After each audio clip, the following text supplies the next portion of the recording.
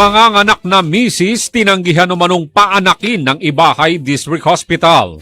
Misis at sanggol nito namatay habang binabiyahe sa Kalibo. Katropa natin sa balita, Mariani Tolentino ng XFM Kalibo.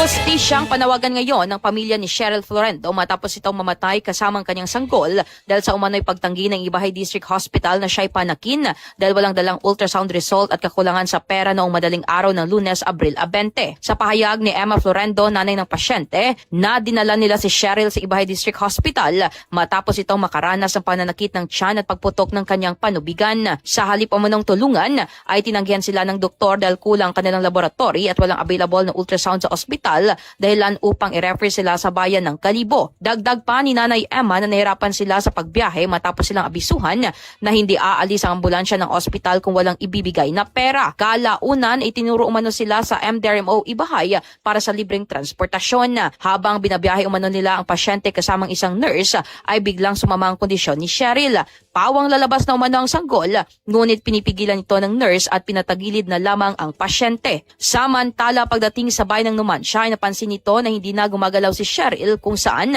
pagdating sa Aklan Provincial Hospital ay diniklara itong dead on arrival kasama ng kanyang sanggol. Labis naman ang paghihinagpis ng 4 na mga anak, mister at mamagulang ni Cheryl matapos ang insidente. Umapila rin sila ng tulong sa mga otoridad at mga opisyal ng pamahalaan na maimbestigahan ng naturang ospital upang hindi na maulit ang kaparehopang insidente. Mula dito sa XFM 96.5 Kalibo para sa nagkakaisang Pilipino para sa Pilipinas, ako si Katropang Marian Tolentino, XFM News.